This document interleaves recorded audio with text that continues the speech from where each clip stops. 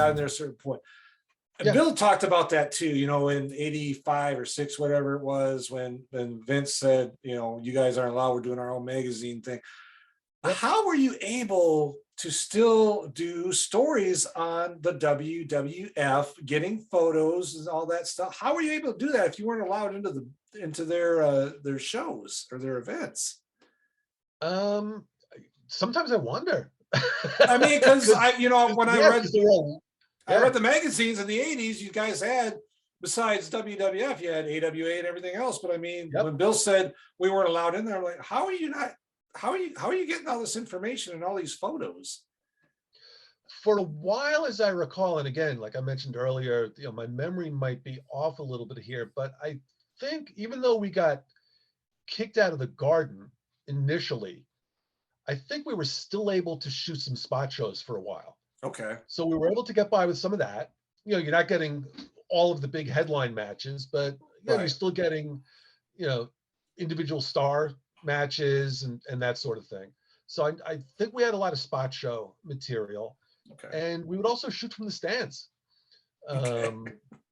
In fact, what probably the most famous photo I ever took, and this was before we got locked out, but I was in the stands for it, was Snuka on top of the cage about to dive down onto Backlund.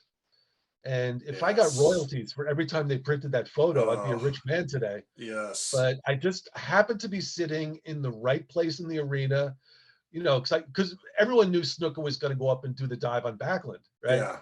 Yeah. And so, like, I'm sitting there and I'm thinking, oh, please be that corner, please be that, because I had the view I had of the ring, I had like a 1 in 4 shot, depending on where he was going to go. Yeah. And it turned out he picked exactly the right corner. He was facing me while he was on top of the cage.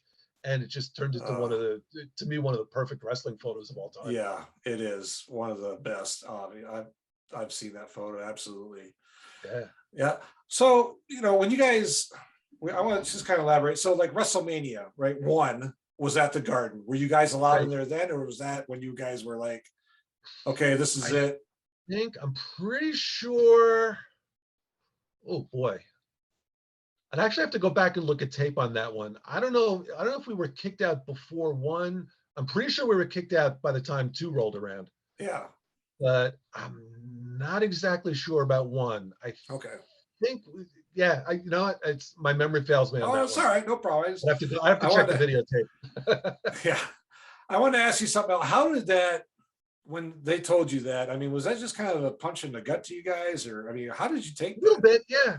I think so. It was, because wrestling was on such an enormous upswing. Yeah. And, we wanted to be a part. Well, we were a part of it. Right. At least from the magazine side. And we wanted to give the best possible face to the business that we could.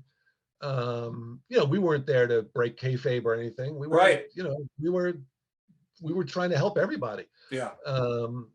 And we just wanted to do the best job we possibly could. And that includes access, ringside access, studio access. And WWF decided they wanted to do their own magazine, which, can't fault them for the decision. Right. Hey, wrestling's on an upswing. These are our guys. We want to be exclusive. So, all right, that's the decision. Yeah, it stinks, but we'll figure out a way to get by. And we did. We did it with, like I said, shots from the stands, spot shows. If we knew somebody was coming to WWF, and again, all credit to Bill, because he was the liaison between the magazines and the business. As much a part of the business as any of the boys. Yeah. And if somebody told him, hey Bill, I'm going over to Vince next month. Oh great, let's get you in the studio and get a bunch of photos now before you go. Okay. So we would stock up on photos and have it ready. And then of course Vince would change the guy's gimmick and we'd be out of luck. But yeah. At least we'd have stuff to work with a little bit. Yeah.